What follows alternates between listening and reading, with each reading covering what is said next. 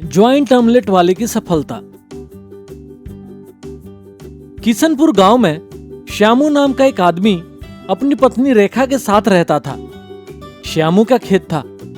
वह रोजाना सुबह उठकर सबसे पहले भगवान की पूजा करता। फिर वह अपने खेत को जोतने जाता। रास्ते में श्यामू को एक आदमी मिलता है। अरे भैया श्यामू, भाभी जी ठीक है? मैंने सुना है कि उन्हें बुखार आ गया है। अरे भाभी जी की तुम्हें पड़ी रहती है, कभी कभी हमारी तबीयत के बारे में भी पूछ लिया करो। अरे तुम्हारी क्या है, तुम तो हमेशा स्वस्थ ही रहते हो।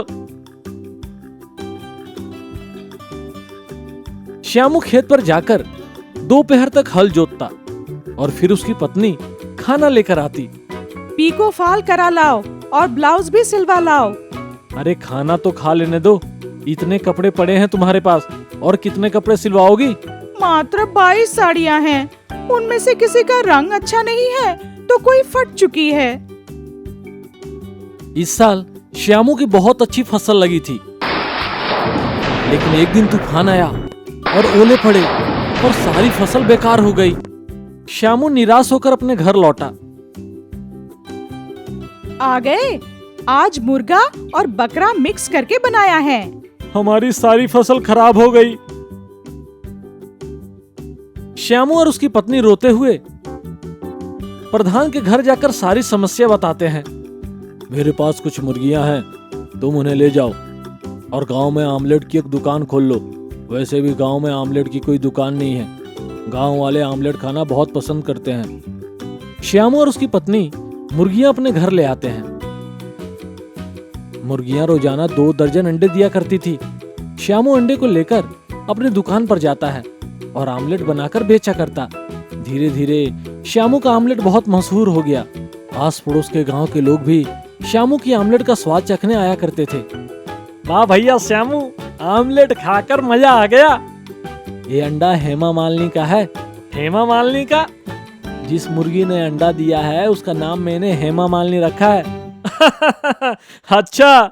श्यामू को घर के पड़ोस में कालिया नाम का एक टांगा चलाने वाला रहता था। कालिया को श्यामू की प्रोग्रेस देखकर बहुत जलन होती थी। इस श्यामू ने तो आमलेट बेचकर पूरा महल बना लिया और यहाँ मेरी शादी तक नहीं हो पा रही है। कालिया अक्सर गुस्से में आकर अपने घोड़े की खूब पिटाई करता। एक दिन श्यामू अपने घर एलईडी टीवी लेकर आया। यह देखकर कालिया का खून खौल जाता है। यहाँ हम टच स्क्रीन मोबाइल नहीं खरीद पा रहे हैं और यह एलईडी ले आया। कालिया उस रात श्यामू की मुर्गी फार्म में घुस जाता है और सारी मुर्गियों को एक बोरे में बंद कर लेता है। कालिया ने बोरा अपनी टांगे पर रखा और टांगा नदी किनारे ले गया। कालिया ने श्यामू की सारी मुर्गियां डुबो दी और घर आकर सो गया। अगले दिन श्यामू सोकर उठा तो उसने देखा कि सारी मुर्गियां गायब है। श्यामू रोने लगा। तभी श्यामू की पत्नी एक मुर्गी लेकर आती है। यह मुर्गी कल लैट्रिन में बंद रह गई थी, इसलिए बच गई। लेकिन एक मुर्गी से क्या होगा? गांव में जाकर मुर्गियां ढूंढिए, क्या पता मिल जाए। श्यामू एक मुर्गी अपनी गोद में लेकर बाकी मुर्गियों को पूरे गांव में ढूंढता है, लेकिन उसे नहीं मिलती। श्यामू रोता हुआ अपने घर की ओर लौट रहा था। तभी उसने जादूगर देखा। शंकर सम्राट, बड़े को कर दे छोटा, छोटे को कर दे बड़ा। अरे श्यामू, क्यों रो रहे हो? श्यामू जादूगर को सारी बातें बताता है। जादूगर श्यामू की मुर्गी पर एक जादुई टॉर्च से लाइट मारता है और मुर्गी एकदम से बहुत बड़ी हो जाती है। इस मुर्गी का एक ही अंडा बहुत होगा। श्यामू हाथी के बराबर मुर्गी लेकर अपने घर पहुंचता है और अपनी पत्नी को दिखाता है।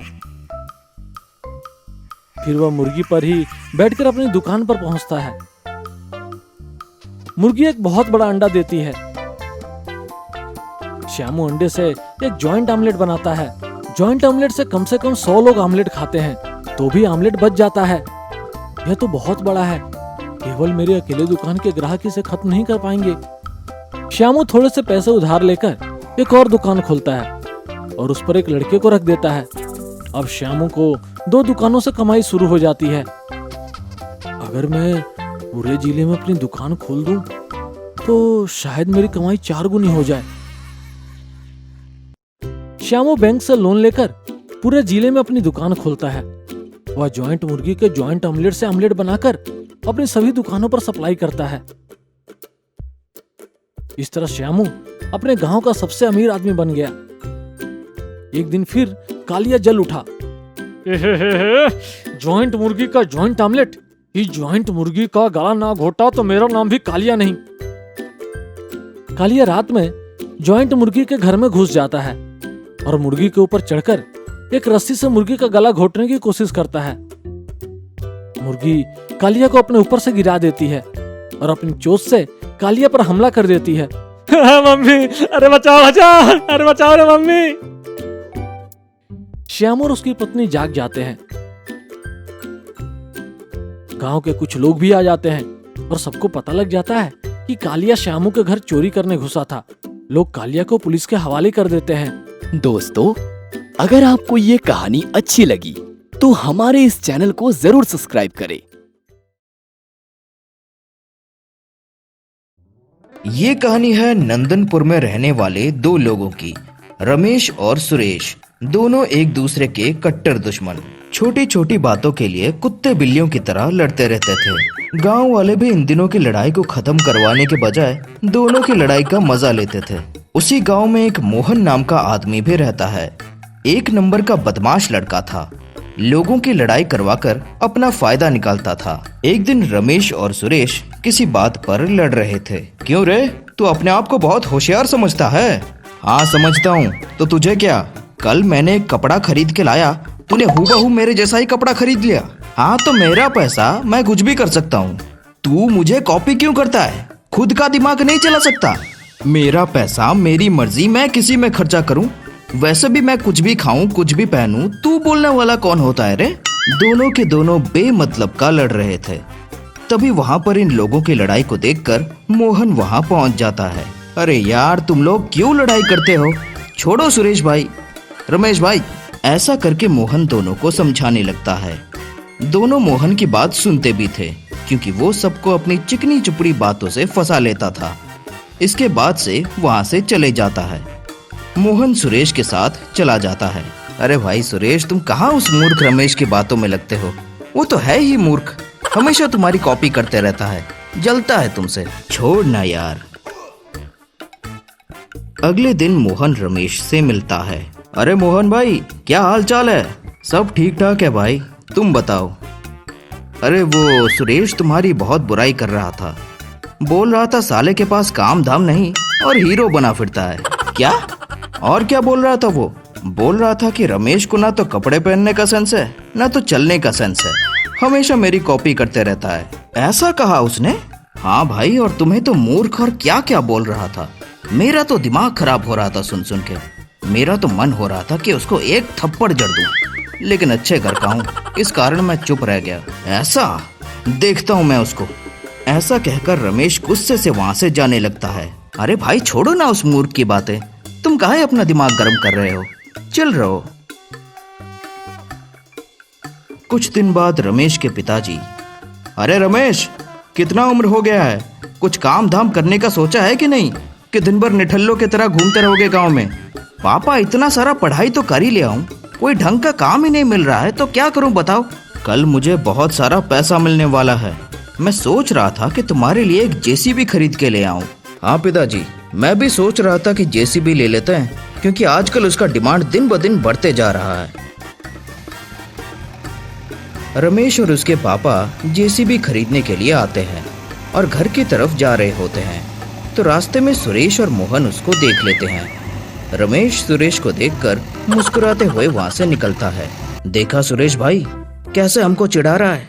ये भिखारी के पास इतना पैसा कहाँ से आ गए?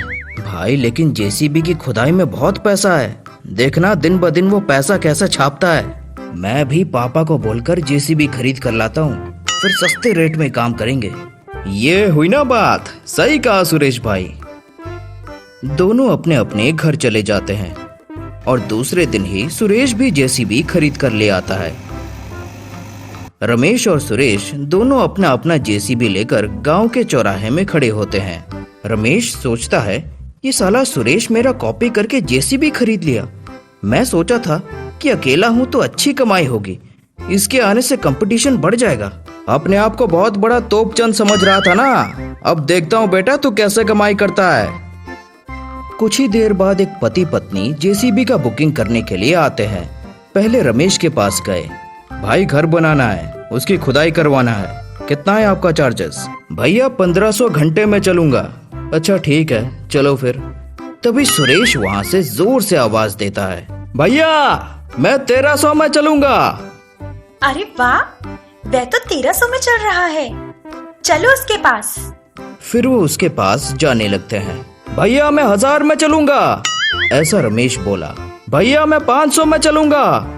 दोनों पति पत्नी इधर उधर जाने लगे। अजी अब तो 500 हो गया, अब तो चले ही जाते हैं। रुको अभी देखना, अब ये फ्री में काम करने के लिए जाएंगे। ये दोनों सुन लेते हैं और फिर बोलते हैं, ऑफर खत्म, ऑफर खत्म। लेडी चिढ़ते हुए बोलती है, लो हो गया ना सत्यानाश, कभी तो अपना दिमाग लगा लिया करो। और गुस्से गुस्से में वहाँ से चली जाती है। पीछे पीछे उसका पति भी उसके साथ चला जाता है। क्यों रे, तू मुझसे हर बार लड़ते क्यों रहता है? तू अपना देखना, मैं अपने हिसाब से पैसा ले रहा हूँ। अरे मेरा जेसीबी, मेरा पैसा, मेरा पेट्रोल, मैं जितने चाहे मर्जी पैसा लूं। तू होता कौन है रे मुझसे ये बोलने वाला? ऐसे दोनों के दोनों फिर से लड़ने लगते हैं। मोहन दूर से खड़े होकर उनको देखते रहता है। ये दोनों फिर से लड़ने लगे, कितने मूर्ख हैं। ऐसा कहकर मोहन उनको देखकर हंसते रहता है। अभी तुझको मजा चखाता हूँ। ऐसा कहकर रमेश अपनी जेसीबी में चला जाता है और उधर सुरेश भी अपनी जेसीबी में चला जाता है। दोनों के दोनों जेसीबी को आमने सामने लाते हैं और घमासान लड़ाई करते हैं। जेसीबी की जेसीबी से लड़ाई, और थोड़ी देर में दोनों की जेसीबी में ब्लास्ट होता है और दोनों के दोनों जेसीबी टूटकर बिखर जाते हैं। सुरेश और रमेश अपना सर पकड़ लेते हैं। अरे ये क्या हो गया? अब दोनों अपना उदास चेहरा लेकर घर चले जाते हैं। जहाँ पर जेसीबी टूटा हुआ था वहाँ पर मोहन जाता है। लो हो गया इनका काम तमाम। दूसरे दिन रमेश और सुरेश खड़े हुए थे। नजर पड़ती है कि सामने से एक जेसीबी चलकर आ रहा होता है और पास आने पर देखते हैं कि उसको मोहन चलाकर लेकर आ रहा होता है और दोनों के सामने से गुजरता है। और मोहन दोनों को ऐसे मुस्कुराकर देखते हुए जाता है जैसे कि वो दोनों को चिढ़ा रहा हो। सुरेश और रमेश एक दूसरे को देखते हैं और वो समझ जाते हैं कि ये सब मोहन की वजह से हुआ है। दोनों को अपनी गलती का एहसास होता है और अपना सर पटक के रह जाते हैं। तो दोस्तों, हमेशा दो की लड़ाई में तीसरा हमेशा फायदा उठाता ही है।